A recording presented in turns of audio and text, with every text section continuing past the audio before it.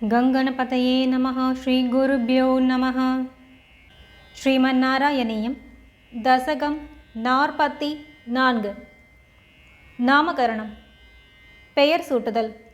ஸ்ரீகிருஷ்ணருக்கு நாமகரணம் செய்ததை வர்ணிப்பது.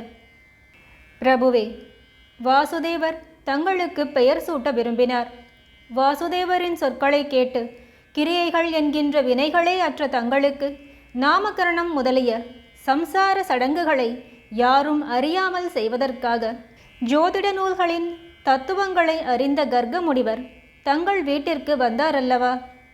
அதன் பின்னர் நந்தகோபர் மிகுந்த சந்தோஷம் அடைந்தவராய் முனிவர்களில் சிறந்தவரான அந்த கர்க முனிவரை வெகுமானித்து தங்களுக்கு செய்ய வேண்டிய சடங்குகளை செய்யும்படி ஆவல் கொண்டவராய் மென்மையான புன்னகையுடன் சொன்னார் அல்லவா?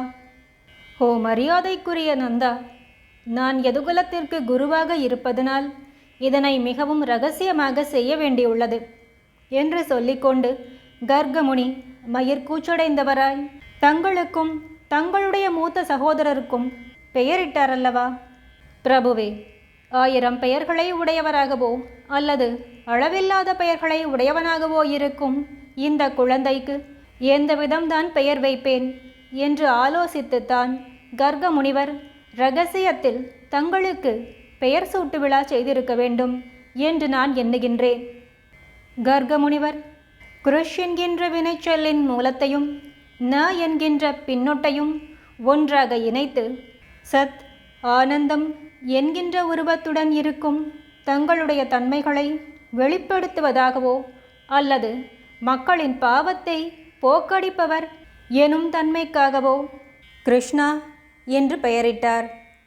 அந்த கர்கமுனிவர் உங்களுக்கு வாசுதேவன் முதலிய மற்ற பெயர்களையும் உங்களுடைய மூத்த சகோதரருக்கு ராமன் முதலிய பெயர்களையும் அர்த்தத்துடன் விவரமாக கூறி தங்களுடைய உண்மையான தன்மையை வெளிப்படுத்தாமல் உங்களுடைய தந்தையிடத்தில் மனிதர்களை கடந்த பிரபாவத்தை உடையவர் என்று சொன்னார் அல்லவா?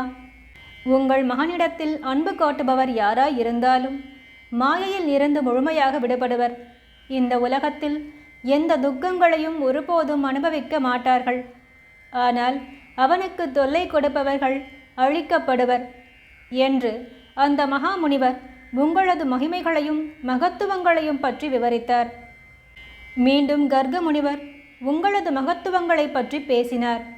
இந்த குழந்தை ஏராளமான அசுரர்களை வெல்வான். தனது சொந்த மக்களை எந்த துக்கமும் இல்லாத இடத்தில் வைத்திருப்பான்.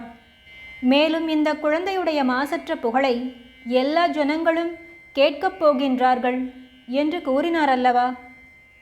அந்த முனிவர் தங்களை குறித்து இவர் ஸ்ரீஹரி விஷ்ணுதான் என்று வெளிப்படுத்தாமல் மேலும் விவரித்தார். இந்த குழந்தையின் உதவியுடன் நீங்கள் எல்லா தடைகளையும் கடந்து செல்வீர்கள். எனவே இந்த குழந்தையை ஆதரவுடன் நம்பியிருங்கள் என்று இந்த விதமெல்லாம் வர்ணித்தார் அல்லவா? ஓ குருவாயூரப்பா, அந்த கர்க முனிவர் சென்ற பிறகு சந்தோஷம் அடைந்த நந்தன் முதலியவர்களால் சீராட்டப்பட்ட தாங்கள் கருணை கொண்டு என்னுடைய எல்லா வியாதிகளையும் போக்கடிக்க வேண்டும். ஹரியோம். अन्यथा चरणं नास्ति त्वमेव चरणं मम तस्मात् कारुण्यभावेन रक्ष रक्ष जनार्दन.